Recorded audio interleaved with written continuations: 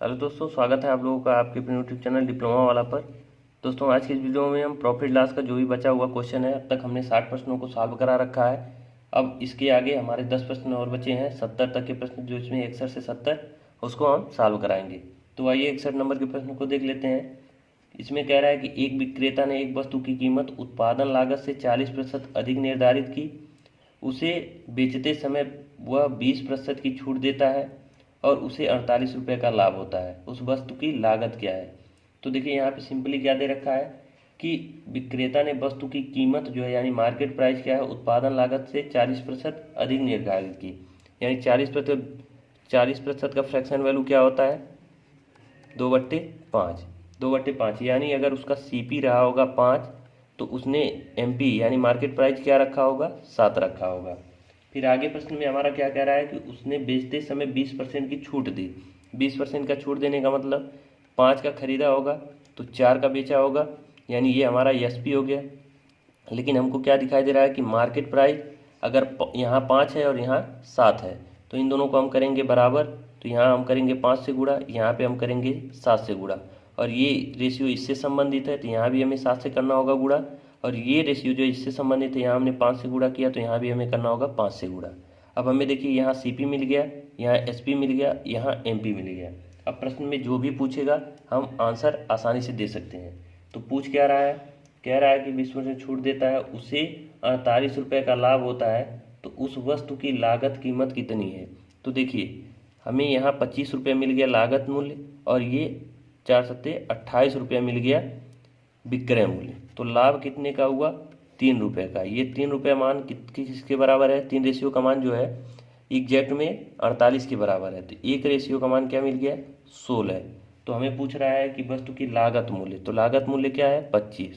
तो 25 रेशियो है, एक रेशियो का मान 16 है, तो 16 से मल्टीप्लाई कर देंगे तो हमें एग्जैक्ट मान मिल जाएगा। तो 16×5 = 80, 16 दूना 32 8 40, 400 रुपये उसका लागत मूल्य होगा। आइए अगले प्रश्न पे बढ़ते हैं, 62 नंबर के प्रश्न पे। इसमें क्या कह रहा है कि किसी वस्तु पर प्राप्त लाभ उसकी लागत का 120% है। यदि उसकी लागत 25% बढ़ा दी जाए और विक्रय मूल्य को नियत रखा जाए तो प्राप्त होने वाला लाभ विक्रय मूल्य का कितना प्रतिशत होगा? तो कहने का मतलब ये है कि जो लाभ है प्राप्त, पहले क्या कह रहा है कि प्राप्त लाभ उसकी लागत मूल्य का 120%।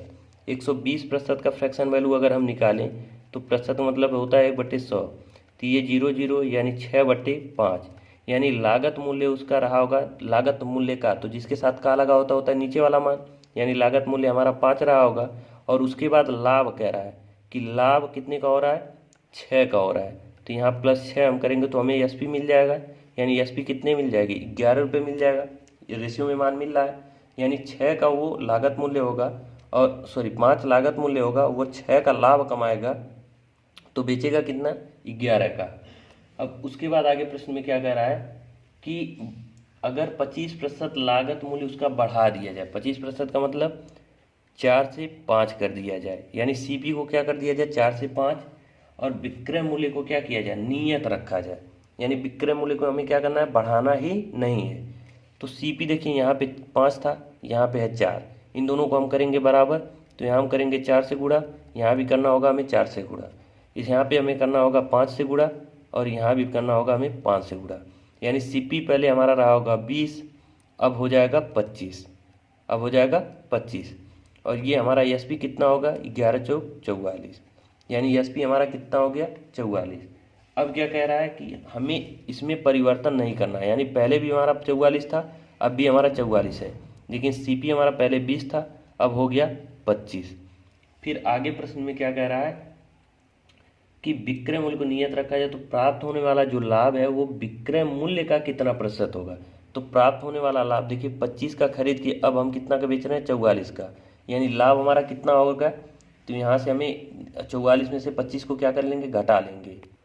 तो ये घटाएंगे तो हमारा इसका मान कितना मिलेगा? 19 का लाभ हो रहा है। तो विक्रय मूल्य की तुलना में, तो हमें अब यहाँ CP देखिए, बार बार हम CP नीचे रख के तुलना करते थे, परसेंटेज लाभ यहाँ निकालते थे, लेकिन इस प्रश्न में कह रहा है कि विक्रय मूल्य की तुलना में, तो विक्रय मूल्य हमारा क्या है? 44, इसकी तुलना में हमें लाभ निकालना है। तो अब परसेंटेज में कन्वर्ट करने के लिए हम क्या करेंगे? 100 से कर देंगे गुणा। तो इसको अब हम काट देते हैं, तो ये 4 से आपका कटेगा 11 बार में, ये 4 से कटेगा 25 बार में, इसको हम कैलकुलेट कर लेते हैं। तो देखिए 19 से अगर हम इसमें 5 में गुणा करें तो 19 बच्चे 95, ये हो जाएगा 5 और 9, 19 दूनी 38, 9 8 17, ये आपका हो जाएगा 47, यानी 475/11। अब इसको हम काट देते हैं तो ये हमारा देखिए कटेगा 4 बार में, फिर यहाँ पे 3 बचेगा तो 3 बार में जाएगा, 43 दशमलव समथिंग आएगा आपका। तो यहाँ प्रश्न में क्या रखा है कि निकटतम पूर्णांक तक सही, तो निकटतम पूर्णांक इसका क्या होगा, 43 होगा, 43%, जो कि इस प्रश्न का सही जवाब हो जाएगा। अब बढ़ते हैं हम अगले प्रश्न की ओर, 63 नंबर के प्रश्न पे। 63 नंबर के क्वेश्चन में क्या कह रहा है कि हरि ने 2 वस्तुएं ए और बी कुल मिला करके 1250 रुपये में खरीदी। उसने ए को 20% की हानि पर और बी को 15% के लाभ पर बेचा। बी का विक्रय मूल्य ए के विक्रय मूल्य के 2 गुने से 75 कम था, तो ए का जो है क्रय मूल्य कितना था। देखिए ये काफ़ी अच्छा क्वेश्चन है, ये पिछली बार जीडी में पूछा गया था, एसएससी जीडी 2021 का पूछा गया क्वेश्चन है। तो इसको कैसे सॉल्व करेंगे आइए देख लेते हैं इसको भी। तो क्वेश्चन में देखिए हमसे पूछ रहा है ए का मान, मतलब ए का क्रय मूल्य पूछ रहा है। तो 2 वस्तुएं हैं ए और बी, तो हम सबसे पहले क्या लिखते हैं, यहाँ ए और बी 2 वस्तुएं हैं। तो हमसे ए का मान पूछ रहा है, तो ए को हम मान लेते हैं कि x रुपये का खरीदा होगा, यानी ए का सीपी हमने मान लिया x। तो जाहिर सी बात है अगर ए का x रुपये है तो बी का 1250 माइनस x हो जाएगा, क्योंकि टोटल जो क्रय मूल्य हमारा है वो 1250 है। तो बी का क्या हो जाएगा, 1250 माइनस x रुपये। ठीक, इतना आपका क्लियर हो गया। फिर उसके बाद कह रहा है कि ए को 20% की हानि पर बेचा और बी को 15% के लाभ पर बेचा। तो ए को अगर हम 20% की हानि पर बेचे, यहाँ हमको देखिए x है, तो हमने आपको ये परसेंटेज में बता रखा है कि x जो क्रय मूल्य होता है अगर 20% की हानि पर बेचा तो हमारा एसपी निकलेगा। एसपी क्या होगा, इसका 80% होगा, इसका 80% होगा। ये हमारा एसपी आ गया, यानी ए का जो है विक्रय मूल्य आ गया 20% की हानि पर बेचने के बाद। फिर कह रहा है बी को 15% के लाभ पर बेचा, तो बी हमारा जो है क्रय मूल्य क्या है, 1250 माइनस एक्स। अगर इसको 15% के लाभ पर हमें बेचना हो तो 1250 माइनस एक्स, और ये क्या होगा, लाभ पर बेचने का मतलब 100 प्लस जो लाभ होता है वो हम करते हैं, यानी 115/100। ये हमने आपको सिखा रखा है तरीका आपको परसेंटेज में। जिसको भी देखिए परसेंटेज या प्रॉफिट लॉस का जो पहला वीडियो है उसको जा करके आप देख लेंगे तो ये क्या चीज़ हम कर रहे हैं ये आपको क्लियर समझ में आ जाएगा। आपको देखिए कोई भी चैप्टर आप हमारा पढ़िए तो सबसे पहले उसका पहला वीडियो देख लीजिए, उसमें हमने सारे नियम आपको क्लियर करा दिए रहते हैं, बाकी आगे का जैसा भी रहता है जो नया रहता है उसको सिखाते जाते हैं। तो ये हो गया हमारा, यानी ए को 80% के हानि पर तथा बी को 15% के लाभ पर बेच दिया। आगे हमारा प्रश्न में क्या कह रहा है कि जो है विक्रय मूल्य, फिर उसके बाद कह रहा है 15% के लाभ पर बेचा। फिर कह रहा है यदि बी का जो है विक्रय मूल्य ए के विक्रय मूल्य के 2 गुने से 75 कम है, यानी बी का जो विक्रय मूल्य है ए के विक्रय मूल्य के 2 गुने से 75 कम है। तो हम सबसे पहले क्या करेंगे, ए का विक्रय मूल्य क्या है 80x/100, इसका 2 गुना, इसका हम करेंगे 2 गुना। ठीक, ए के विक्रय मूल्य के 2 गुने से 75 कम है, तो 75 कम है का मतलब क्या है कि इन दोनों का अंतर जो है वो 75 होगा। ये समझ में आ रहा होगा आपको। कह रहा है कि ए का जो बी का जो विक्रय मूल्य है वो ए के विक्रय मूल्य के 2 गुने से 75 कम है, यानी इन दोनों का अंतर 75 है। अब ये हमारा बन गया एक इक्वेशन, और इसी को हमें करना है सॉल्व। इसी को सॉल्व करके हम x का मान आसानी से निकाल सकते हैं। तो आइए इसको सॉल्व कर लेते हैं। तो देखिए यहाँ पे हम सिंपली क्या करेंगे, ये 8 दूना 16 180 हो जाए, सॉरी 160 हो जाएगा, यानी 160x, ये हो गया 160x। हम बटे 100 को रहने देते हैं, माइनस ये देखिए 115 में 115 से जब 1250 में आप गुणा करेंगे तो ये आपका हो जाएगा, यहाँ पे हम कोष्टक में रहने देते हैं, 115 से जब 1250 में गुणा करेंगे तो ये आपका हो जाएगा 1,43,750, 1,43,750। ये गुणा करना पड़ेगा आपको, थोड़ा सा कैलकुलेटिव है, 1,43,150। फिर आपका ये माइनस है तो माइनस होगा 115x। ये आपका मल्टीप्लाई करने के बाद आया, तो मल्टीप्लाई करने के बाद अब देखिए बट्टे में इसके भी 100 है और बटे में इसके भी 100 है, तो हम इसको रहने देते हैं, और बराबर में हमारा क्या था 75। ये हमारा इक्वेशन है। अब इसको हम दोनों के नीचे बटे में हमारा हर में क्या है 100 है, तो ये 100 इधर हम प्रच्छादन कर सकते हैं। तो हमारा फाइनली क्या बन रहा है 160x माइनस ये आपका 1,43,750, और ये माइनस माइनस आपका ये माइनस यहाँ मल्टीप्लाई होगा तो प्लस हो जाएगा 115x बराबर 7500। ये हमारा इक्वेशन आ गया। अब इसी को हमें सॉल्व करके इसका मान निकालना होगा। तो देखिए इसको हम क्या करेंगे, बेसिकली 15 और 160 इन दोनों को जोड़ देंगे तो हमारा आ जाएगा 275x, 275x, और ये इधर जाएगा तो प्लस हो जाएगा। तो यानी कि ये हमारा 1,43,750 है, इसको हम 7500 में जोड़ देंगे, इधर जाएगा तो जुड़ जाएगा, जोड़ने के बाद हमारा आ जाएगा 1,51,250, 1,51,250 ये हमारा बनेगा। ये आप लोग जोड़ के देख लीजिएगा, क्योंकि देखिए वीडियो बनाने में काफ़ी टाइम लग जाता है, तो हमें टाइम को शार्ट करना है, क्योंकि काफ़ी अभी ज़्यादा चैप्टर बचे हुए हैं और इसको मुझे जल्दी जल्दी कंप्लीट कराना है, क्योंकि देखिए एग्जाम आपकी जनवरी में ही होने हैं। तो थोड़ा सा हम ये कैलकुलेशन, देखिए आप आज की वीडियो में थोड़ा टाइम दे रहे हैं, आपको ये मैनेज करना पड़ेगा, थोड़ा सा हम कैलकुलेशन जो है फास्ट करने की कोशिश करेंगे, ठीक। उसके बाद देखिए अब यहाँ से हमें x का मान निकालना होगा, तो यहाँ पे हम सिंपली क्या करेंगे, 15,51,250 बटे में 275। अब इसको आपको सिंपली कुछ नहीं करना है, इसको आप भाग देंगे। आप अगर 275 से डायरेक्ट भाग नहीं दे पा रहे हैं तो इसको टुकड़े में करके भाग देंगे, तो आपका काटने के बाद x का जो मान आएगा ये आपका आएगा 550 रुपये। और यही हमारा पूछ रहा था ये x का मान, यानी x का हमने क्या मान रखा था, यहाँ देखिए a का मान हमने x मान रखा था, यानी a का CP हमने x माना था, और x का मान हमारा आ गया 550, यानी कि जो a का क्रय मूल्य होगा वो 550 रुपये होगा, जो कि ऑप्शन नंबर आपका ए दिया गया है। आइए अब अगले प्रश्न पे बढ़ते हैं, 64 नंबर के प्रश्न पे। देखिए 64 नंबर के प्रश्न में आपका कह रहा है कि एक व्यक्ति ने एक घोड़ा और एक बग्घी 40,000 रुपये में खरीदी। घोड़े को उसने 10% के लाभ पर तथा बग्घी को उसने 5% की हानि पर बेच दिया। उसने पूरे सौदे पर 1% का लाभ कमाया, तो घोड़े का क्रय मूल्य ज्ञात करें। तो आइए इसको भी देख लेते हैं। तो इस प्रश्न में देखिए अगर आप बेसिक लगाते हैं तो आपका आंसर तो आएगा, लेकिन थोड़ा सा कैलकुलेटिव हो जाएगा, थोड़ा लेंदी हो जाएगा।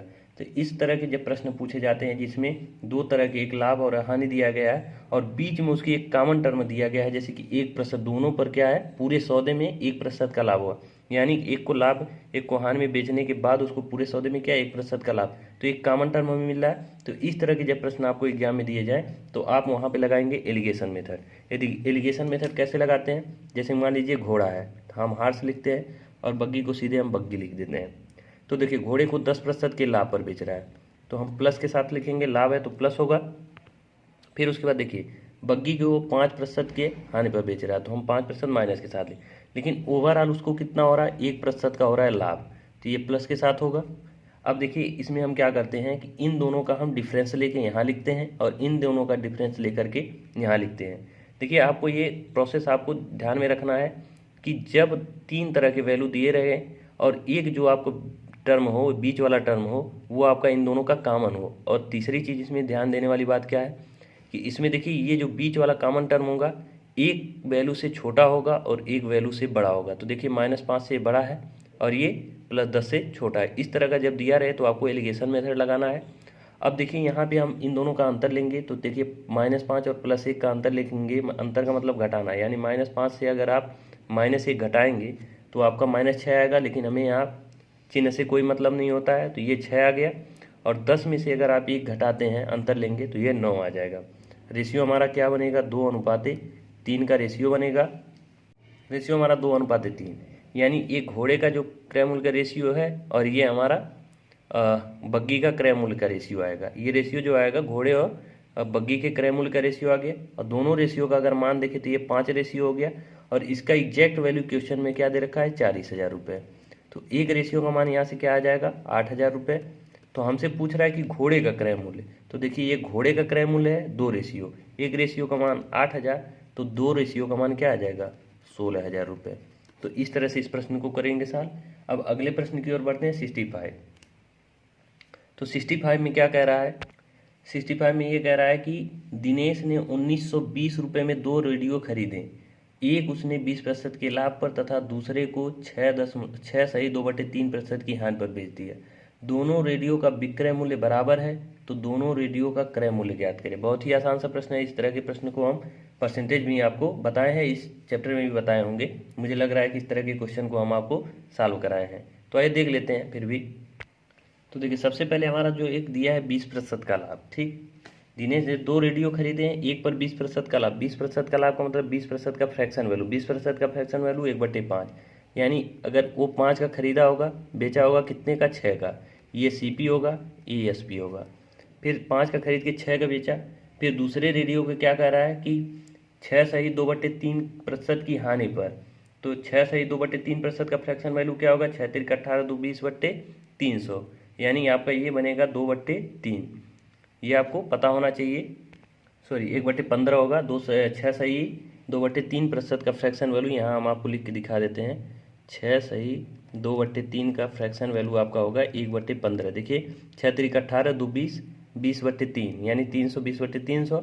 तो आप 20 से अगर 300 को काटेंगे तो 1/15 आएगा, यानी इसका फ्रैक्शन वैल्यू क्या आएगा 15 1/15। तो यानी कि ये 15 का अगर खरीदा होगा और एक की हानि पर बेचा होगा तो कितने का बेचा होगा, 14 रुपये का बेचा होगा।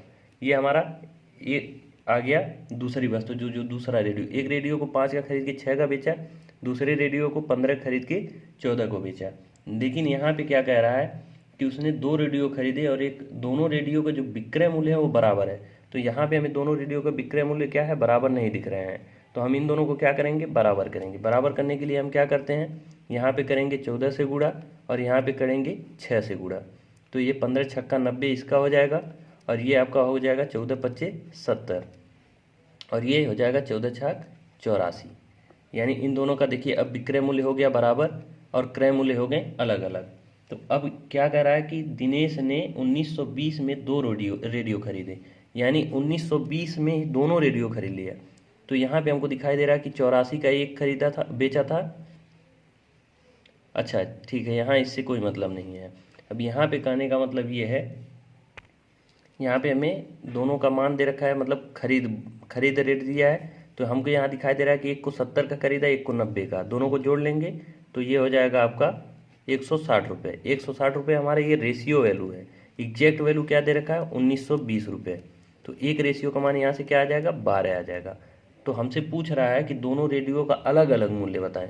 तो अगर एक रेशियो का मान 12 तो 70 रेशियो का मान क्या हो जाएगा, 70 रेशियो का मान हो जाएगा 70 × 12, यानी 12 × 70 कर सकते हैं, यानी कि ये 840 रुपये हो जाएगा। क्या हो जाएगा, 840। तो एक रेडियो का मूल्य हो गया 840 और दूसरे रेडियो का मान क्या हो जाएगा, 1 का 90 यहाँ पे हम निकाले हैं। तो 90 × हम 12 करेंगे तो 12 9 108, यह हो जाएगा 1080। तो इस तरह से दोनों रेडियो का मान निकल जाएगा। अब आते हैं हम अगले प्रश्न की ओर, 66 नंबर के प्रश्न पे। देखिए अगर आपको 65 नंबर का प्रश्न थोड़ा सा कम समझ में आया तो कोई दिक्कत नहीं, 66 नंबर का सेम प्रश्न है, इसको भी देख लेते हैं। देखिए कहने का मतलब ये है, एक व्यक्ति ने जो है 19,500 में दो घोड़े खरीदे। एक घोड़े को उसने 20% की हानि तथा दूसरे घोड़े को 15% के लाभ पर बेच दिया।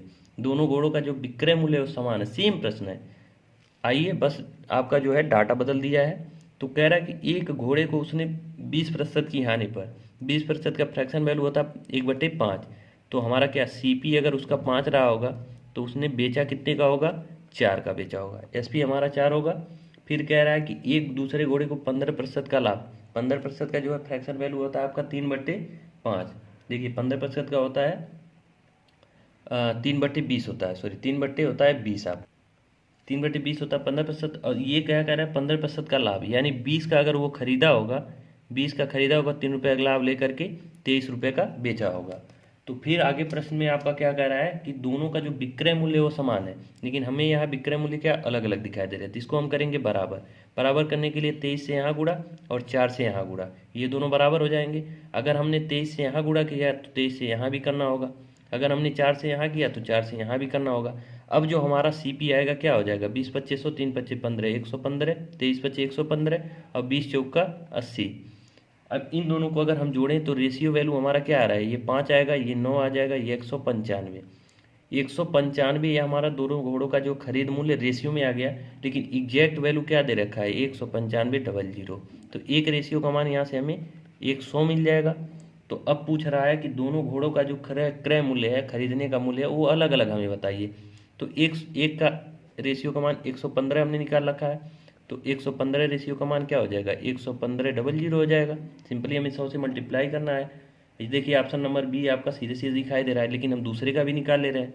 दूसरे का हमारा 80 रेशियो आया है, तो 80 रेशियो का मान हम निकालेंगे, 80 × 100 कर देंगे, यानी 8000।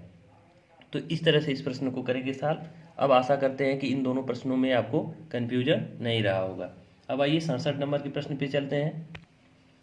67 नंबर प्रश्न में कह रहा है कि किसी व्यापारी ने बिक्री के समय सिलाए वस्त्रों के मूल्य पर 25% की छूट देने की घोषणा की, यदि कोई खरीदार 400 की छूट लेना चाहता है तो उसे 320 रुपये वाली वस्तु वाली जो है कमीज कितनी खरीदनी होगी। तो बहुत अच्छा क्वेश्चन है, इसको भी देख लेते हैं। तो देखिए, कहने का मतलब ये है कि जो सिले सिलाए वस्त्रों पर कोई दुकानदार कितने का छूट दे रहा है, 25% का, और कह रहा है कि एक खरीदार है जिसको 400 रुपये की छूट चाहिए, टोटल 400 रुपये उसको छूट लेना है। तो और जो एक सिले सिलाए जो वस्त्र है उसका मूल्य कितना है, 320 रुपया। तो उसको कितने ऐसे मतलब वस्त्र खरीदने होंगे जिससे कुल मिलाकर उसको जो छूट हो जाए वो मतलब 320 रुपये जो 400 रुपये हो जाए। तो एक जो है वस्त्र का मूल्य क्या दे रखा है, 320। एक वस्त्र का मूल्य 320 और उस पर छूट कितने की मिल रही है, 25%। 25% मतलब 25/100 या 1/4 कह सकते हैं। इसको जब सॉल्व करेंगे तो आपका आ जाएगा 80 रुपये। यानी एक वस्त्र पे जो है उसका छूट कितना है, 80 रुपये है। तो आप कह रहा है कि उसको 400 रुपये टोटल छूट चाहिए। तो एक वस्त्र पे अगर छूट उसको 80 रुपये है तो ऐसे कितने वस्त्र होंगे जिसको खरीदेगा तो उसको टोटल छूट 400 रुपये हो जाएगा। तो जाहिर सी बात है 5 वस्त्र वो अगर खरीदेगा तो उसको छूट कितने की मिल जाएगी, 400 रुपये की मिल जाएगी। यानी उसको ऐसे 5 वस्त्र को खरीदना होगा। बस सिंपल है, कुछ नहीं करना है। 320 रुपये मूल्य है, उसका 25% छूट है यानी 80 रुपये छूट है। तो उसको 400 टोटल छूट चाहिए यानी 5 कपड़ा खरीद ले तो 400 की छूट मिल जाएगा। अगले प्रश्न पे आते हैं, 68 नंबर के प्रश्न पे। 68 नंबर के प्रश्न में कह रहा है कि एक फल विक्रेता ने यक्ष अमरूद y रुपये में खरीदे और y अमरूद यक्ष रुपये में बेचे। यदि यक्ष जो है वो y से बड़ा है तो उसे, अब आप नीचे ऑप्शन दिया गया है, इसमें कह रहा है कि उसको कितने प्रतिशत का हानि या लाभ हुआ। तो इसको कैसे सॉल्व करते हैं ये देखिए। तो देखिए, ये प्रश्न काफ़ी सिंपल है। सिंपल कैसे है हम आपको समझा देते हैं। देखिए, कह रहा है कि यक्ष अमरूद y रुपये में, तो हम सिंपली क्या करेंगे, यक्ष अमरूद है, ये अमरूद की संख्या है, ठीक। यक्ष अमरूद है, y रुपये में वो क्या करता है, खरीद लेता है। ये हमारा CP है। यक्ष अमरूद y रुपये में खरीदता है, फिर कह रहा है कि y अमरूद x रुपये में बेच देता है। यानी y अमरूद क्या करता है, x रुपये में बेच देता है। ये हमारा SP है, ठीक। अब देखिए, यहाँ पे यक्ष अमरूद है, यहाँ पे y अमरूद है। तो हम सबसे पहले क्या करते हैं, जितना अमरूद वो खरीदा उतना ही अगर बेचेगा तो हमें लाभ और हानि निकालने में आसानी होगी। तो हम पहले अमरूद की संख्या को कर लेते हैं बराबर। तो यहाँ यक्ष अमरूद है, यहाँ y अमरूद है। बराबर करने के लिए हम सिंपली आपको बता रखे हैं कि यहाँ y है तो इसको हम y पे गुणा कर देंगे, और यहाँ पे यक्ष है तो यहाँ हम यक्ष से गुणा कर देंगे। अब देखिए, यक्ष y दोनों जगह अमरूद की संख्या हो गई बराबर। लेकिन अगर हम y से यहाँ गुणा किए हैं तो हमें y से यहाँ भी गुणा करना होगा। अगर हमने यक्ष से यहाँ गुणा किया है तो यक्ष से हमें यहाँ भी गुणा करना होगा। अब देखिए, अब नया जो हमारा मान क्या आ रहा है, XY, यानी XY अमरूद खरीदा कितने का, y स्क्वायर रुपये में। देखिए, y स्क्वायर रुपये में। फिर XY अमरूद यानी उतने ही अमरूद बेचा कितने का, x स्क्वायर रुपये में बेचा। अब देखिए, ये हमारा CP है, खरीदने का मूल्य है, ये हमारा बेचने का मूल्य है। अब कह रहा है कि उसको लाभ हुआ या हानि। लाभ या हानि कैसे हुआ ये हमें कैसे पता चलेगा। हम देखिए, लाभ होता है तो SP माइनस CP करते हैं, और हानि होता है तो CP माइनस SP करते हैं। तो हमारा पहले y स्क्वायर में से x स्क्वायर घटेगा, x स्क्वायर में से y स्क्वायर घटेगा। ये हमें कैसे पता चलेगा, ये हमें यहाँ से पता चलेगा कि आपका क्वेश्चन में दे रखा है कि x y से बड़ा है, x y से बड़ा है। अगर x y से बड़ा है यानी x स्क्वायर y स्क्वायर से बड़ा होगा तो हमारा क्या होगा, लाभ होगा। तो x स्क्वायर में से हम y स्क्वायर घटाएंगे। आ गई बात समझ में। फिर आपका ये, अब देखिए, कह रहा है कि अब जो लाभ हुआ, मान लीजिए x स्क्वायर का बेचा और y स्क्वायर का खरीदा, लाभ या हानि प्रतिशत हम किसके रिस्पेक्ट में निकालते हैं, CP के रिस्पेक्ट में निकालते हैं। तो हमारे नीचे क्या होगा, y स्क्वायर होगा। प्रतिशत में कन्वर्ट करने के लिए हम क्या करते हैं, 100 से गुणा। यानी जो ये, और देखिए ये लाभ होगा, क्या होगा, लाभ होगा, क्योंकि x जो है y से बड़ा है। तो हमारा फाइनली क्या आएगा, x square minus y square बपान y स्क्वायर बराबर इंटू 100। या आप ये कह सकते हैं कि 100 की जगह पे हम क्या लिख सकते हैं, प्रतिशत लिख सकते हैं। तो यहाँ पे हम लिख सकते हैं x square minus y square upon y square प्रतिशत लाभ। ये हम लिख सकते हैं। यही इस प्रश्न का सही जवाब हो जाएगा, जो कि ऑप्शन नंबर आपका डी हो जाएगा। अब आइए 69 नंबर के प्रश्न पे चलते हैं।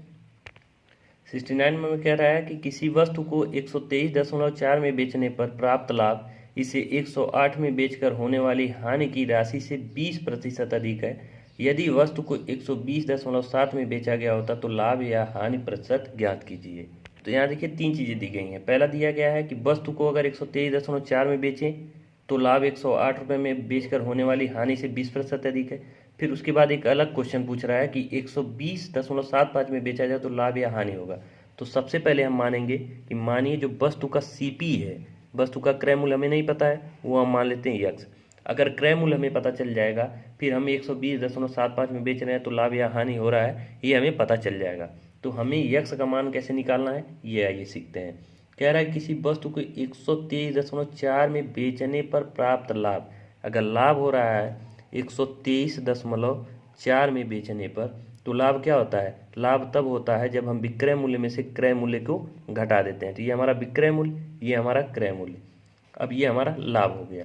तो लाभ, प्राप्त लाभ, इसे 108 में बेचकर होने वाली हानि, यानी 108 रुपये में वस्तु को अगर हम बेच रहे हैं तो हानि हो रही है। तो हानि कब होती है, जब हम क्रय मूल्य में से हमारा विक्रय मूल्य छोटा होता है यानी कम होता है। तो हम क्या करेंगे, x माइनस 108 करेंगे, होने वाली हानि से 20% अधिक है, यानी ये 20% है इससे।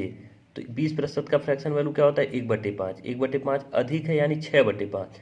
तो 6/5 से अगर हम इधर मल्टीप्लाई कर दें तो तब ये दोनों इक्वेशन आपस में बराबर हो जाएं। कहने का मतलब ये है कि अगर ये 5 रहा होता, ये 6 रहा होता, तब 20% का फ्रैक्शन मतलब अंतर होता। तो कह रहा है कि ये अगर 20% इससे अधिक है तो 20% हमें इसके लिए यहाँ पे बराबर 6/5 से गुणा करना होगा, जिससे ये हो जाएगा कि ये दोनों बराबर हो जाएंगे। ठीक, अब यहाँ से इस इक्वेशन को सॉल्व करके हम यक्स का मान निकालेंगे।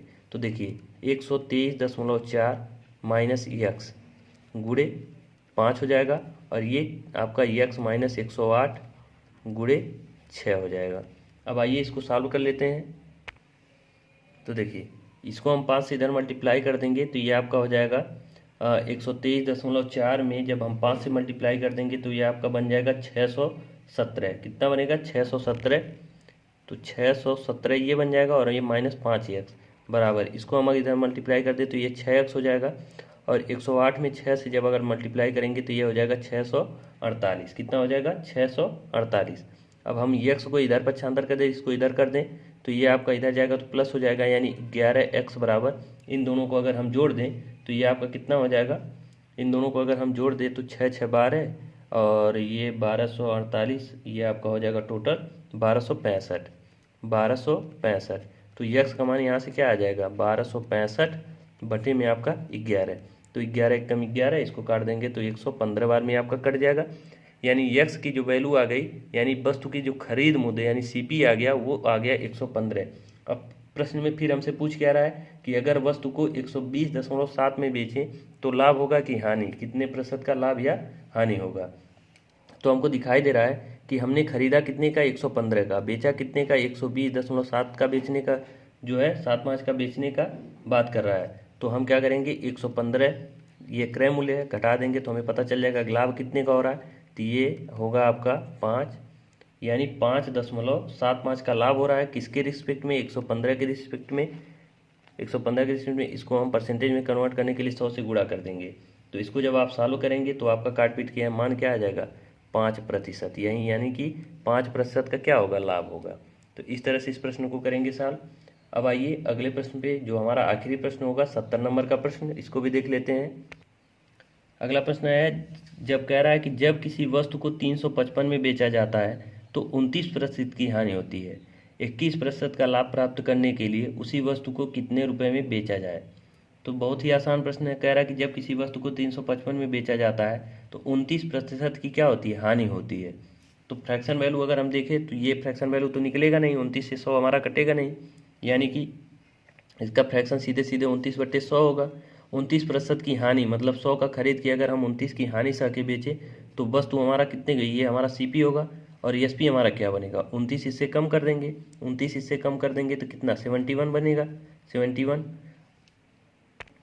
तो 71 बना। अब ये हमारा बिक्री मूल्य है, 71 को सीधे कह रहा है कि ये हमारा रेशियो में मान आ गया, और इसका मान एग्जैक्ट में दे कितना रखा है, तो इसका मान एग्जैक्ट में दे रखा है 355 में बेचने पर। ठीक, तो 355 से हम इसका क्या करेंगे, तुलना कर देंगे। तुलना कर देंगे तो एक रेशियो का मान हमें यहाँ से पता चल जाएगा। तो एक रेशियो का मान क्या चल, एक रेशियो का मान 5 आ जाएगा। देखिए 5 एकम 5 सत्ते 35, यानी एक रेशियो का मान आ गया 5। तो हमें सीपी यहाँ से कितना पता चल गया, सीपी का एग्जैक्ट वैल्यू जो आ गया 500 रुपये आ गया, 500 रुपये आ गया। देखिए 100 रेशियो है और एक रेशियो का मान, तो हम 5 से मल्टीप्लाई कर देंगे तो ये आ जाएगा 500।